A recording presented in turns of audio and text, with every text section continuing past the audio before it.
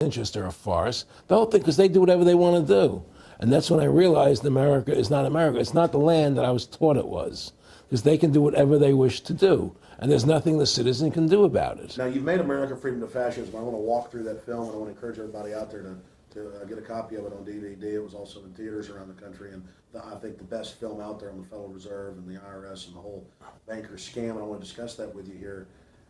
But I wanted to go back a little bit to the point that we discussed last night, where you don't advise people to not pay. And I do the same thing. People say, well, wait, you're saying it's a scam, but you're saying go ahead and pay it. And I like the way you summed it up. Well, it's really fairly simple. I mean, since making that movie, many people come to me and ask me whether they should pay their income taxes or not, and I never advise people not to pay. And the reason I tell them, I say, look, I've done a lot of research. The Supreme Court has ruled that the IRS has no authority. The 16th Amendment did not give the IRS the authority to tax your labor and your wages. That's a fact. All right, the Supreme Court is the law of the land, and the IRS does not trump the Supreme Court.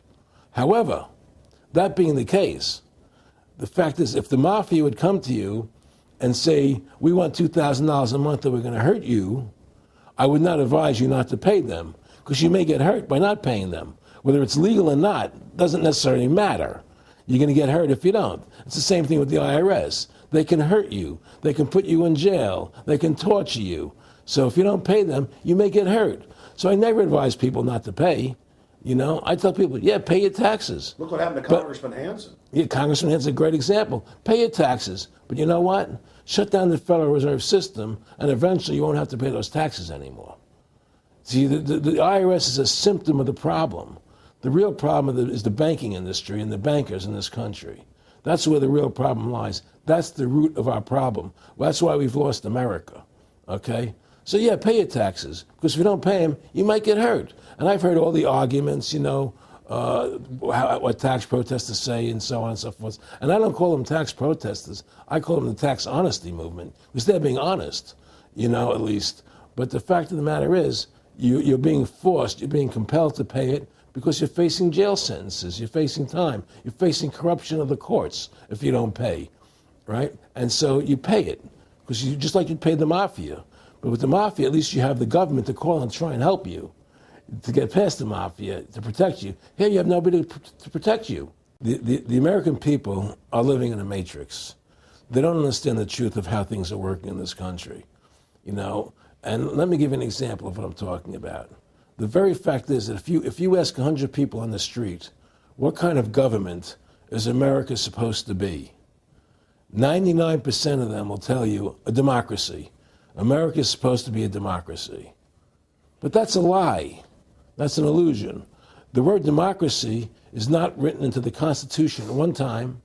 It's not in the Bill of Rights. It's not in the Declaration of Independence. The Founding Fathers hated the idea of a democracy. They thought it was the worst form of government there is. And I agree with them, because in a democracy, 51% of the people control 49% of the people. If you're part of the 49%, you're not free. America was founded as a constitutional republic. And in that constitutional republic that we have, 99% of the people can't take away the rights of 1%.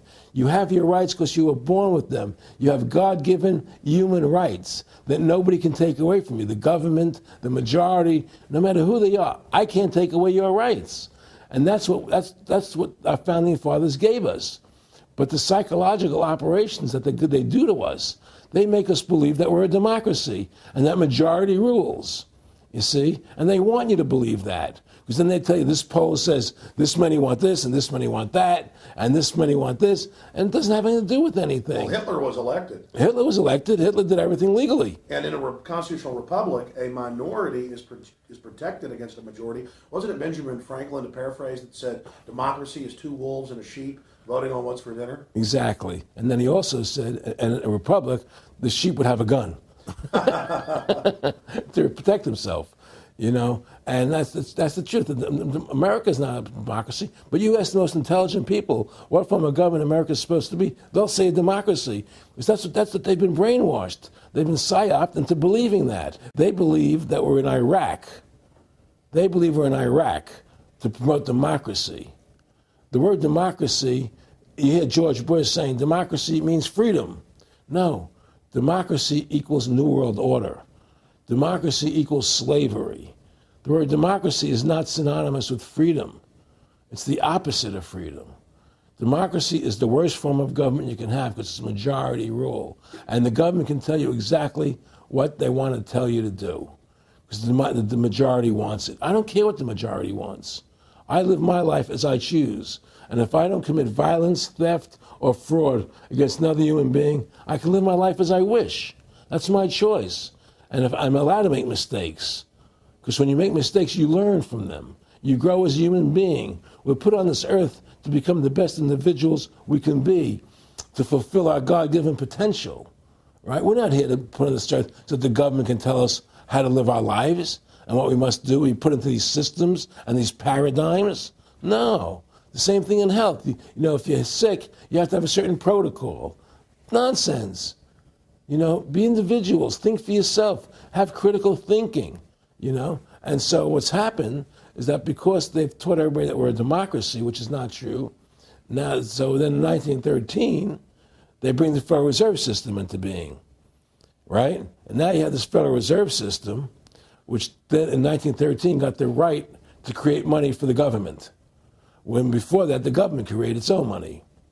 Now the government, when it needed money, had to borrow it from this private bank called the Federal Reserve, which is a private bank owned by individuals, incorporated in Delaware.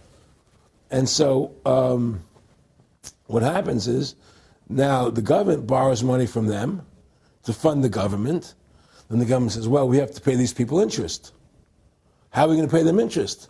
Let's impose a tax on the labor of the American people, which never existed before, to pay the interest to the bankers. In fact, in 1980, Ronald Reagan said not one red cent of your income tax money goes to run the country. It all goes to the Federal Reserve. Well, it was the Grace Commission report that said that not one nickel goes to the infrastructure of the country. You know. I guess Reagan quoted that. Too, right. And so, but the point I'm trying to make is that by creating this Federal Reserve System, the government now became dependent on these private banks for money, and they started taxing us. You see, and so now what happens is that in 1935, I believe it was, Social Security started.